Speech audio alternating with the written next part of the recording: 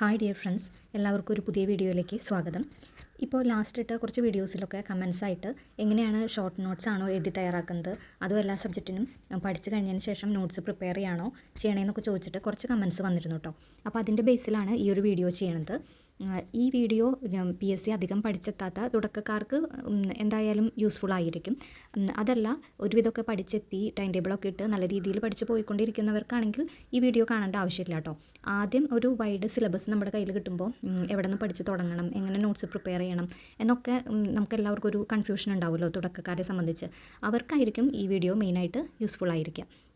എനിക്ക് തോന്നുന്നു 2 കാറ്റഗറി ആളുകളുണ്ടായിരിക്കും. അതായത് ചില കാൻഡിഡേറ്റ്സ് വിചാരിക്കുന്നുണ്ടാവും നോട്ട്സ് എഴുതി കഴിഞ്ഞാൽ ഒരുപാട് ടൈം കൺസ്യൂമിംഗ് ആണ്, അപ്പോൾ നോട്ട്സ് എഴുതാണ്ട് നമുക്ക് വായിച്ച് തന്നെ പഠിച്ച് പോകാമെന്നുള്ള ഒരു കൂട്ടം ആളുകളുണ്ടായിരിക്കും. പിന്നെ ചിലരുണ്ടായിരിക്കും നമ്മൾ പഠിച്ച് നമ്മുടെ കൈയക്ഷരത്തിൽ തന്നെ നോട്ട് എഴുതി അത് പഠിക്കുമ്പോൾ പെട്ടെന്ന് മനസ്സിലാവുമെന്ന് തോന്നുന്ന ഒരു വിഭാഗം കാൻഡിഡേറ്റ്സും ഉണ്ടായിരിക്കും. അപ്പോൾ എനിക്ക് തോന്നുന്നത് എല്ലാ സബ്ജക്റ്റിനൊന്നും നോട്ട് എഴുതേണ്ട കാര്യമില്ല. നമ്മൾ എന്തായാലും ഒരു എക്സാമിന് പഠിക്കുമ്പോൾ അതിൽ ഏതെങ്കിലുമൊക്കെ ഒരു ഭാഗം നമ്മൾ വീക്കായിട്ടും ഉണ്ടായിരിക്കും. അതുപോലെ തന്നെ കുറച്ച് ഭാഗങ്ങളെങ്കിലും നമുക്ക് അത്യാവശ്യം അറിയണ ടോപ്പിക്കുകളും ഉണ്ടായിരിക്കും. അതായത് ഇപ്പോൾ എൻ്റെ കാര്യം എടുക്കുകയാണെങ്കിൽ ഞാൻ സയൻസ് ബാക്ക്ഗ്രൗണ്ടിൽ നിന്ന് വന്നിട്ടുള്ള ആളാണ്. PG ഒക്കെ കഴിഞ്ഞത് സയൻസിൽ തന്നെയാണ്. അപ്പോൾ എനിക്ക് സയൻസ് പഠിക്കാനായിട്ട് എനിക്കൊരു റാങ്ക് ഫയൽ പിന്നെ ക്ലാസ്സുകൾ കേൾക്കേണ്ട ആവശ്യം തന്നെയാണ് എനിക്ക് തോന്നിയിട്ടുള്ളൂ. പക്ഷേ ഞാൻ ഹിസ്റ്ററി ജോഗ്രഫി ഒക്കെ പഠിച്ചെടുക്കാനായിട്ട് നല്ല പോലെ കഷ്ടപ്പെട്ടിട്ടുണ്ട് കേട്ടോ. അതായത് ആദ്യമൊക്കെ എനിക്ക് ഹിസ്റ്ററി ആ ഒരു വേൾഡ് വാറിൻ്റെ ഭാഗമാണെങ്കിലും ഇപ്പോൾ കേരളത്തിലുള്ള യുദ്ധങ്ങളാണെങ്കിലും ഒക്കെ വായിക്കുന്നത് തന്നെ ഒട്ടും ഇഷ്ടമില്ലായിരുന്നു. പിന്നെ അങ്ങനെ അതിൻ്റെ കുറേ ക്ലാസ്സുകളൊക്കെ കണ്ട് പഠിച്ചു കഴിഞ്ഞിട്ട് കുറേശ്ശെ നോട്ട്സൊക്കെ പ്രിപ്പയർ ചെയ്ത് തുടങ്ങിയപ്പോഴാണ് ആ സബ്ജക്റ്റുകളോടൊരു ഇഷ്ടവും അത് ഇത്രയൊക്കെ മനസ്സിൽ നിൽക്കുന്നുണ്ട്, വർഷങ്ങളൊക്കെ മനസ്സിൽ നിൽക്കുന്നുണ്ടെന്ന് തോന്നിയത്. അപ്പോൾ അതുകൊണ്ട് നമ്മൾ ഉദ്യോഗാർത്ഥികൾ തന്നെയാണ് നമ്മൾ ഏതൊക്കെ സബ്ജക്റ്റിൻ്റെ നോട്ട് തയ്യാറാക്കി പഠിക്കണം എന്നുള്ളത് തീരുമാനിക്കേണ്ടത്. എനിക്കിപ്പോൾ എക്കണോമിക്സ് അതുപോലെ തന്നെ ഹിസ്റ്ററി ജോഗ്രഫി അതിൻ്റെയൊക്കെ കുറേ ഭാഗങ്ങളിലൊക്കെ ഞാൻ നോട്ട് എഴുതി തയ്യാറാക്കിയിട്ടുണ്ട്.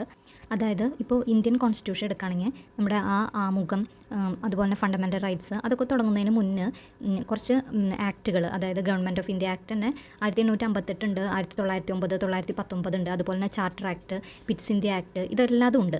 അപ്പോൾ ഈ ഭാഗങ്ങളൊക്കെ എനിക്ക് ആദ്യം റാങ്ക് ഫയലിലൊക്കെ വായിക്കുമ്പോൾ അത് ഒന്നും മനസ്സിലാവുന്നുണ്ടായിരുന്നില്ല.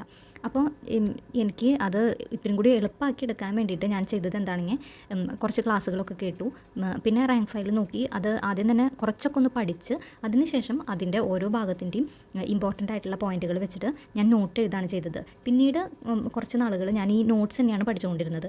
അപ്പോൾ എനിക്ക് ആ ഭാഗങ്ങൾ കുറച്ചും കൂടി ലളിതമായിട്ട് പഠിക്കാനായിട്ട് പറ്റി, കുറച്ചും കൂടി മെമ്മറിയിൽ നിൽക്കണ പോലെ തോന്നി. മുന്നേ എങ്ങനെയായിരുന്നു എന്ന് വെച്ച് കഴിഞ്ഞാൽ ഞാൻ റാങ്ക് ഫയലിൽ വായിക്കും, പഠിക്കും, പിന്നെ അത് മറന്നു പോവും, പക്ഷെ അങ്ങനെ ഓർമ്മയിൽ നിൽക്കണില്ല ഫുള്ളായിട്ട്. പിന്നെ ഈ നോട്ട്സ് എഴുതിയതിന് ശേഷം അത് വലിയ കുഴപ്പമില്ലാണ്ട് എനിക്ക് മനസ്സിലാക്കാനായിട്ട് പറ്റിയിട്ടുണ്ട്.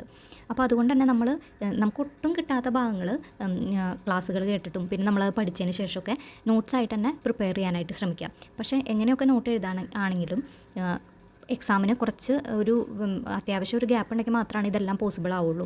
ഇപ്പോൾ ഈ കമ്പനി ബോർഡ് LGS അതുപോലെ തന്നെ ബെവ്കോ LD അതിനൊന്നും നോട്ടിഫിക്കേഷൻ വന്നിട്ടില്ല. അപ്പോൾ നമുക്ക് എന്താണെങ്കിലും ഒരു അത്യാവശ്യം നല്ല രീതിയിലുള്ള ഒരു പ്രിപ്പറേഷനുള്ള സമയം കിട്ടും.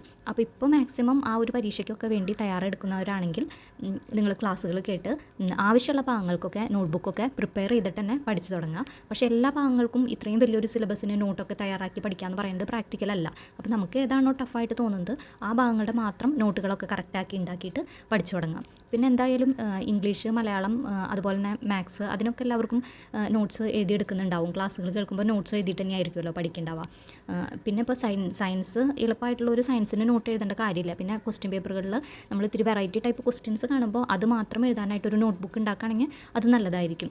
ഇപ്പോൾ സയൻസൊക്കെ അത്യാവശ്യം നല്ല സ്റ്റാൻഡേർഡിൽ ക്വസ്റ്റ്യൻസ് വരുന്നുണ്ട്. അപ്പോൾ ചില ക്വസ്റ്റ്യൻസ് നമ്മുടെ കയ്യിൽ ആ PDF ഉണ്ടെങ്കിലും കൂടി നമുക്ക് എക്സാമിന് മുന്നേ നോക്കാൻ പാകത്തിന് ഒരു നോട്ട്ബുക്കിലേക്ക് സയൻസിന് മാത്രമായിട്ട് ഇപ്പോൾ ഒരു ക്വസ്റ്റ്യൻസ് വെറൈറ്റി ക്വസ്റ്റ്യൻസ് എഴുതാനായിട്ട് ഒരു നോട്ട്ബുക്ക് വെക്കുന്നത് നല്ലതായിരിക്കും. പിന്നെ നമുക്ക് കുറേ അങ്ങോട്ട് നോട്ട് എഴുതി തയ്യാറാക്കാണ്ട് നമുക്ക് എപ്പോഴും കൺഫ്യൂസിങ് ആയിട്ടുള്ള ഭാഗങ്ങൾ മാത്രം ഷോർട്ട് നോട്ട്സ് ആയിട്ട് എഴുതി തയ്യാറാക്കാം കേട്ടോ. അതായത് എനിക്കിപ്പോൾ എക്സാമിന് ഞാൻ മിക്കപ്പോഴും ഈ 42ഉം 44ഉം അമെൻമെൻറ്റ് അതിൻ്റെ ഉള്ളിലുള്ള കാര്യങ്ങൾ ചോദിക്കുമ്പോൾ ഞാൻ പഠിച്ചു പോയി കഴിഞ്ഞാലും അതെനിക്ക് കൺഫ്യൂഷൻ അടിച്ച് തെറ്റിപ്പോകാറുണ്ടായിരുന്നു കേട്ടോ. ഇപ്പോൾ പക്ഷേ അതിന് മാറ്റം വന്നിട്ടുണ്ട്. അത് ആ PSC പഠിച്ചു തുടങ്ങിയ ആ ഒരു സമയത്തെ കാര്യമാണ് കേട്ടോ പറയുന്നത്. അതുപോലെ തന്നെ ഇപ്പോൾ ഇന്ത്യയുടെ കടൽ തീരദൈർഘ്യം, അക്ഷാംശ രേഖാംശ വ്യാപ്തി, അതുപോലെ തന്നെ ഉത്തരായന രേഖ പാസ് ചെയ്ത് പോകുന്ന സംസ്ഥാനങ്ങൾ, ഇതൊക്കെ റിപ്പീറ്റ് ചെയ്ത് നോക്കിയില്ലെങ്കിൽ എപ്പോഴും തെറ്റിക്കണ കാര്യങ്ങളാണ് കേട്ടോ. അപ്പോൾ അങ്ങനെയുള്ള വളരെ കൺഫ്യൂസിങ് ആയിട്ടുള്ള ഫാക്ട്സ് മാത്രം എഴുതിയിട്ട് നമുക്ക് ഷോർട്ട് നോട്ട്സ് തയ്യാറാക്കാം കേട്ടോ. ഞാൻ 2024 അതായത് ആ LDCക്ക് പ്രിപ്പയർ ചെയ്യുമ്പോൾ ഞാൻ ഇത് പേജിലൊക്കെയാണ് എഴുതി വെച്ചിരുന്നത്. ഇപ്പോൾ പക്ഷേ അങ്ങനെ പേജിലായിട്ട് എഴുതണ ആ ഒരു പരിപാടി നിർത്തി കേട്ടോ. നമുക്കെപ്പോഴും ബുക്കിൽ എഴുതാൻ തന്നെയാണ് സേഫ്. ഞാൻ ആ സമയത്ത് ഇത് ഞാൻ ഈ പഠിക്കുന്ന ടേബിളിൻ്റെ ഫ്രണ്ടിൽ വോളും തന്നെ ഒട്ടിക്കാമെന്നുള്ള പ്ലാനിലാണ് അത് ഞാൻ പേപ്പറിൽ എഴുതിയത്. പക്ഷേ ഞാൻ ഒട്ടിച്ചില്ലായിരുന്നു കേട്ടോ. ഈ ഷോർട്ട് നോട്ട്സ് ഒന്നും എഴുതി ഒട്ടിച്ചില്ല. പക്ഷേ വേറെ കുറച്ച് നമുക്ക് കൺഫ്യൂഷൻ വരുന്ന കുറച്ച് ഫാക്ട്സൊക്കെ ഇവിടെ വോളുമിലൊക്കെ എഴുതി ഒട്ടിച്ചിരുന്നു കേട്ടോ. പിന്നീട് അതൊക്കെ എടുത്ത് മാറ്റി ഇപ്പം എല്ലാം നോട്ട്സിൽ തന്നെയാണ് എഴുതാറ്. നോട്ട്ബുക്കിൽ തന്നെയായിട്ട് തന്നെയാണ് എഴുതാറുള്ളൂ. വേറെ പേപ്പർ കട്ടിങ്സ് ഒന്നും ആയിട്ട് എഴുതി വെക്കാറില്ല. അപ്പോൾ അങ്ങനെ നമുക്ക് കൺഫ്യൂസിങ് ഫാക്ട്സ് എഴുതി കഴിഞ്ഞാൽ അത് പരീക്ഷയ്ക്ക് പോകുന്നതിനെക്കാട്ടിലും മുന്നേ നോക്കാനൊക്കെ വളരെ എളുപ്പമായിരിക്കും കേട്ടോ. പിന്നെ ഈ കൺഫ്യൂഷൻ വരുന്ന കാര്യങ്ങൾ നമ്മൾ കുറച്ച് ദിവസം കണ്ടിന്യൂസ് ആയിട്ട് എന്നും രാവിലെ അങ്ങനെ നോക്കിക്കഴിഞ്ഞാൽ അതിന് മാറ്റം വരും കേട്ടോ. നമുക്ക് തെറ്റാണ്ട് അത് നന്നായി മെമ്മറിയിൽ നിൽക്കാനായിട്ട് നല്ലതാണ്. അത് എല്ലാ ദിവസവും ഇപ്പോൾ ഒരു 10 ദിവസം കണ്ടിന്യൂസ് ആയിട്ട് എണീറ്റ് ഒരു അരമണിക്കൂർ സമയം നമ്മൾ അതിന് വേണ്ടിയിട്ട് മാറ്റി വയ്ക്കുക. എന്നും കൺഫ്യൂഷൻ വരുന്ന ഭാഗങ്ങൾ മാത്രം ഒന്ന് സെപ്പറേറ്റ് ചെയ്ത് വെക്കുക നോക്കാനായിട്ട്. അതൊന്ന് ജസ്റ്റ് വായിച്ച് ഒരു 10 ദിവസമൊക്കെ ആകുമ്പോഴേക്കും നമുക്കത് നന്നായിട്ട് മെമ്മറിയിൽ നിൽക്കണ പോലെ എനിക്ക് ഫീൽ ചെയ്തിട്ടുണ്ട് കേട്ടോ. എനിക്ക് ടഫായിട്ടുള്ള ഭാഗങ്ങളൊക്കെ അങ്ങനെയാണ് ഞാൻ പഠിച്ചെടുത്തിട്ടുള്ളത്.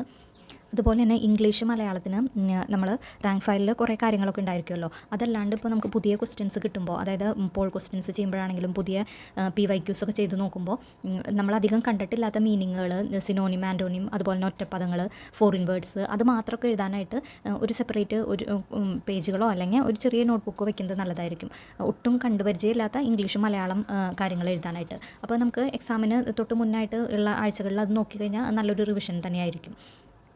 പിന്നെ നമ്മൾ PYQ ചെയ്യാനായിട്ട് ഒരു സെപ്പറേറ്റ് ബുക്ക് തന്നെ മാറ്റി വെക്കുന്നതായിരിക്കും നല്ലത് കേട്ടോ. എന്നിട്ട് അതിൻ്റെ ഇൻഡെക്സിൽ നമ്മൾ ഓരോ ദിവസം ചെയ്യുന്ന ഒരു ക്വസ്റ്റ്യൻ പേപ്പറിൻ്റെ കോഡ് എഴുതി വെക്കുക. പേജ് നമ്പർ ഇട്ടിട്ട് ചെയ്യാൻ പറ്റുകയാണെങ്കിൽ നമുക്ക് നോക്കിയെടുക്കാനൊക്കെ അത് എളുപ്പമായിരിക്കും. എന്നിട്ട് ഓരോ ദിവസം ക്വസ്റ്റ്യൻസ് ചെയ്യാം. ഞാൻ സാധാരണ ഒരു 1.25 മണിക്കൂർ കൊണ്ട് എത്രത്തോളം ചെയ്യാൻ പറ്റുമോ അത്ര വെച്ച് ചെയ്തിട്ട് വൊക്കാബ് സ്പീഡിയിൽ എല്ലാ ദിവസവും 2 മണിക്ക് ക്വസ്റ്റ്യൻ പേപ്പർ അവർ ഇടുമായിരുന്നു. അപ്പോൾ അത് വെച്ച് ചെയ്തിട്ട് ആൻസർ കീ വരുമ്പോൾ നോക്കിയിട്ട് കിട്ടാത്ത ഭാഗങ്ങൾ റിലേറ്റഡ് ഫാക്ട്സ് ആ നോട്ടിൽ തന്നെ എഴുതി വയ്ക്കാണ് കേട്ടോ ചെയ്യാറ്. എല്ലാ റിലേറ്റഡ് ഫാക്ട്സും അല്ല, പക്ഷെ നമുക്ക് ഒട്ടും കണ്ടിട്ടില്ലാത്ത റിലേറ്റഡ് ഫാക്ട്സ് ഒക്കെ കിട്ടുകയാണെങ്കിൽ ആ ഒരു ക്വസ്റ്റ്യൻ പേപ്പർ കഴിയുമ്പോൾ അതിൻ്റെ തുടർച്ചയായിട്ട് തന്നെ ആ കാര്യങ്ങൾ എഴുതി വയ്ക്കും. ഇപ്പോൾ മാത്സ് ആണെങ്കിൽ നമുക്ക് കിട്ടാത്ത ഇക്വേഷൻ ഏത് ഭാഗത്തു നിന്ന് വന്നിട്ടില്ലെന്ന് വെച്ച് കഴിഞ്ഞാൽ അറ്റ്ലീസ്റ്റ് ആ ടോപ്പിക്കെങ്കിലും എഴുതി വയ്ക്കും. എന്നിട്ട് പിറ്റേ ദിവസം അടുത്ത ക്വസ്റ്റ്യൻ പേപ്പർ ചെയ്യും. അങ്ങനെയായിരുന്നു ചെയ്തുകൊണ്ടിരുന്നത് കേട്ടോ. ഇത് ഇപ്പോൾ ചെയ്യണ കാര്യമല്ല, ഒരു ആ LDCയുടെ സമയത്ത് അങ്ങനെ ഒരു നോട്ട്ബുക്ക് കംപ്ലീറ്റ് ആയതാണ് കേട്ടോ ഇപ്പോൾ കാണിക്കുന്നത്. അങ്ങനെ ചെയ്യുമ്പോൾ നമുക്ക് തന്നെ നമ്മൾ ഇത്രയും ക്വസ്റ്റ്യൻ പേപ്പർ ചെയ്ത് കഴിഞ്ഞു എന്ന് പറയുമ്പോൾ നമുക്കൊരു കോൺഫിഡൻസ് ലെവൽ കൂടും. അതുപോലെ തന്നെ ഇപ്പോഴത്തെ ടൈപ്പ് ക്വസ്റ്റ്യൻസ് പരിചയപ്പെടാനും പിന്നെ റിലേറ്റഡ് ഫാക്ട്സ് നോട്ട് ചെയ്ത് എഴുതി വെക്കുകയാണെങ്കിൽ അത് ഇത്തിരി ടൈം കൺസ്യൂമിംഗ് ആണ്, പക്ഷെ അത് നന്നായി യൂസ്ഫുൾ ആയിരിക്കും കേട്ടോ. നമുക്ക് പിന്നീടുള്ള പഠനത്തിൽ അത് വളരെയധികം യൂസ്ഫുൾ ആയിരിക്കും. പിന്നെ ഹോട്ട് ടോപ്പിക്സ് കണ്ടുപിടിക്കാനും നമുക്ക് ഈ ക്വസ്റ്റ്യൻ പേപ്പർ ചെയ്യുന്നത് നല്ലതായിരിക്കും കേട്ടോ. ഈ ഒരു 10 ക്വസ്റ്റ്യൻ പേപ്പറെങ്കിലും ചെയ്ത് കഴിഞ്ഞാൽ നമുക്ക് ഏകദേശം അറിയും ഏതൊക്കെ ഭാഗങ്ങളിൽ നിന്നാണ് നന്നായി ക്വസ്റ്റ്യൻസ് വരുന്നതെന്ന്. അപ്പോൾ ആ ഭാഗങ്ങൾ ആദ്യം പഠിച്ച് തീർത്തിട്ട് പിന്നീടുള്ള ഭാഗങ്ങളിലേക്ക് കോൺസെൻട്രേറ്റ് ചെയ്യുക. അങ്ങനത്തെ ഒരു പഠന രീതിയായിരിക്കും ഇപ്പോഴത്തെ എക്സാമിന് നല്ലത്. നമ്മൾ റാങ്ക് ഫയൽ എടുത്ത് അതിൻ്റെ തുടക്കം തൊട്ട് അവസാനം വരെ പഠിച്ചിരിക്കുന്നതിനെക്കാട്ടിലും ഹോട്ട് ടോപ്പിക്സ് മനസ്സിലാക്കിയിട്ട് അതിന് പ്രയോറിറ്റി കൊടുത്തിട്ട് പഠിച്ചു പോകുന്നതായിരിക്കും നല്ലത്. അപ്പോൾ ഇത്രയും കാര്യങ്ങളാണ് ഇന്നത്തെ ഒരു വീഡിയോയിലൂടെ പറയാനായിട്ട് ഉദ്ദേശിച്ചത്. അപ്പോൾ എപ്പോഴും പറയുന്ന പോലെ തന്നെ നിങ്ങൾക്ക് വീഡിയോ ഇഷ്ടമായിട്ടുണ്ടെങ്കിൽ ലൈക്ക് ചെയ്യാനും അതുപോലെ തന്നെ നിങ്ങളുടെ അഭിപ്രായങ്ങൾ കമൻറ്റും ചെയ്യണം കേട്ടോ. അപ്പോൾ എല്ലാവരും നന്നായിരുന്നു പഠിച്ചോളൂ. അടുത്തൊരു വീഡിയോയിലൂടെ കാണാം. Okay, by.